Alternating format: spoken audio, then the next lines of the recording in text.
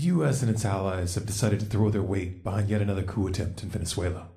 As usual, they claim that their objectives are democracy, freedom. Nothing could be farther from the truth. The following presentation will expose the real motives and human consequences of this gambit. We'll start with a quick rundown of recent events. To fully understand those events, however, will require a history lesson, a background check on the key players. Supporting links, documentation, and updates can be found at stormcloudsgathering.com/Venezuela. On January 23, 2019, Venezuela's opposition leader Juan Guaidó declared himself acting president and called upon the armed forces to disobey the government. Very few had ever heard of this man. He had never actually run for president. Guaidó is the head of Venezuela's National Assembly, a position very similar to Speaker of the House. Within minutes of this declaration, U.S. President Donald Trump took to Twitter and recognized Guaidó as interim president of Venezuela, writing off the administration of Nicolas Maduro as illegitimate.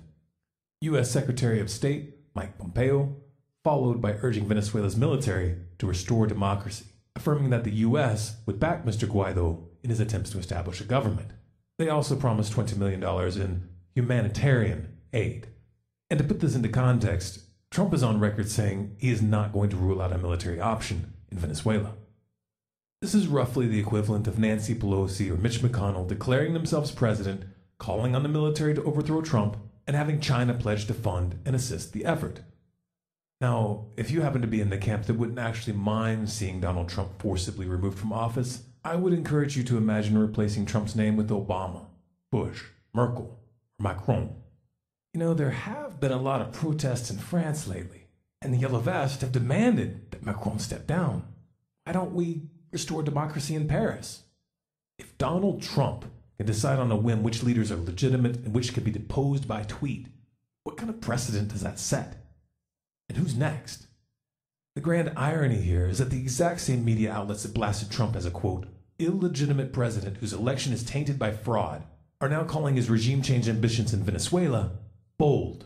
Not only have they refused to criticize the move, but in fact they're hailing this as a, quote, potential foreign policy victory and a political win at home. Let's get this straight. Trump is an illegitimate president who should be removed from office because of Russian interference, but you're perfectly comfortable with that same illegitimate president toppling foreign governments via Twitter? Though support for Guaidó was quickly parroted by Washington's most dependable allies and lauded by virtually every Western media outlet, the Venezuelan military responded by condemning the coup and reconfirmed their loyalty to Maduro. Russia, China, and Turkey also issued statements condemning U.S. meddling and warned against further interference. By January 25th, reports were flowing in that as many as 400 Russian military contractors were already on the ground. That same day, Pompeo announced that Elliot Abrams, the man who oversaw regime change wars in Nicaragua and El Salvador, was deeply involved in the Iran-Contra scandal and who was an architect of both the Iraq War and the 2002 coup attempt in Venezuela, which culminated in the kidnapping of Maduro's predecessor Hugo Chavez, would be put in charge of the effort to, quote, restore democracy and prosperity to their country. Right. So why do you suppose Washington really wants regime change in Venezuela? You'd have to be pretty naive to buy that democracy and prosperity drivel. The Trump administration slams Maduro as authoritarian while cuddling up to Mohammed bin Salman, a mass-murdering dictator known to dismember reporters he doesn't like.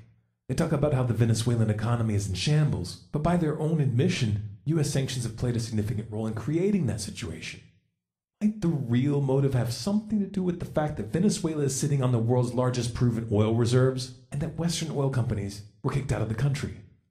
Hey, how about we ask Donald Trump? With respect to Libya, I'm interested in Libya if we take the oil. If we don't take the oil, no interest. We have to have, look, if we have wars, we have to win the war. What we do is we take over a country and then we hand the keys to people that don't like us. I'll tell you what, Iraq, 100% Iran takes over Iraq after we leave. And what really happens with Iraq is they want the oil fields. And I have it on very good authority that Iran probably won't even be shooting a bullet because they're getting along with the Iraqi leaders better than we are. After all of those lives and after all of the money we spent. And if that's going to happen, we take the oil. Well, how do you think that would impact our relationship with other Arab countries if we go in and say, hey, we're taking the oil, or at least until we're paid back what we think we've spent? How do you think that would affect the Arab nations? Who cares? Who cares? Maduro's predecessor, Hugo Chavez, nationalized the oil industry and used the proceeds to fund his socialist vision for the country. Now, you could make the case that his vision was flawed and horribly mismanaged. However, he had strong public support for this mandate. So much support, in fact, that when US-backed coup plotters kidnapped Hugo Chavez in 2002, crowds took to the streets en masse and he was quickly reinstated. Which brings us back to Juan Guaido. There's not much information available on Mr. Guaido, but if you look up the man who tapped him to lead the opposition party, Voluntad Popular, you'll find Washington's fingerprints all over the place. Leopoldo Lopez, the founder of Voluntad Popular, orchestrated the protests in 2002 that led up to the kidnapping of Hugo Chavez. It's no secret that the US has been funding Voluntad Popular for years. In fact, you can still find documents on state.gov which admit to routing at least $5 million to, quote, support political competition building efforts. Nor is it a secret that US officials met with coup plotters in 2018. But if there were any doubt that Guaido is Washington's puppet, Mike Pence's call the day before the coup assuring US support should lay that to rest. But Maduro is a bad leader. Compared to who? Which paragon of good governance will we refer to as the model? Trump? Theresa May? Angela Merkel? Macron? Take your time. Juan Guaido never ran for the office he claimed, and the fact that he directly colluded with a foreign nation to overthrow the man who was elected president marks him as a traitor. Juan Guaido is a puppet. If installed, he will serve the interest of those who bought his ticket. Venezuela's oil industry will be privatized, and the profits will be sucked out of the country by Western corporations. Venezuela is one of the three countries I call the troika of tyranny. It'll make a big difference to the United States economically if we could have American oil companies really invest in and produce the oil capabilities in Venezuela. One could make the case that Maduro is incompetent. One could make the case that his economic theories are trash. The same could be said for the haircuts and suits calling for his removal. But the reality of the matter is that unless you happen to be a Venezuelan citizen, how Venezuela is governed is actually none of your business.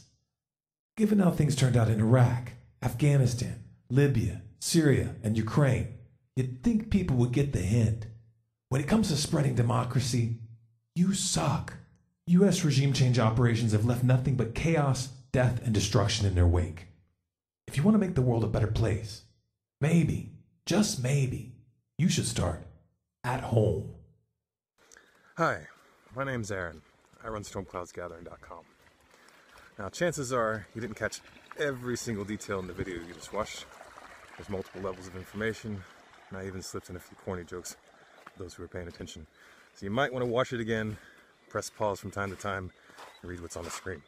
As usual, I encourage people to fact check everything. You'll find links and documentation, all from mainstream sources, StormCloudsGathering.com/Venezuela. I make these videos because I believe we each have a moral obligation to stand up and speak out against wars of aggression. If you agree, it's up to you to help this message spread. Now, in the past, I would tell people to share, to like, comment, follow, subscribe, all that jazz. And this is still a starting point, but the playing field has changed. Social media companies have been cracking down. Anti-war voices have been censored. If we're going to make a difference in this next phase, we're going to have to get creative. To facilitate this, I've updated the participate page on my website to include various ways of downloading and distributing content. All of our content is Creative Commons, no restrictions. So you're free to steal any of my ideas, slice and dice, put it in your own words, and distribute with or without attribution. To those of you who know the backstory, we're still here, farming, living off-grid in the mountains of Dominico. It's taken us over a year to recover from Hurricane Maria, but we've gotten every roof back on and pulling ourselves up. I also want to say thank you to everyone who supported our work over the years. One example of this is Hurricane Maria took our solar panels, but thanks to you guys we were able to get a small replacement system that enables us to charge our laptops and cell phones. And that's why we're able to talk to you right now. Now, this is a very small system, so on cloudy days, and we live in the rainforest, sometimes we have to ration electricity, and it makes it very hard to video edit. So we're trying to save up for a bigger system. If you'd like to help us with that, go to stormcloudsgathering.com/donate.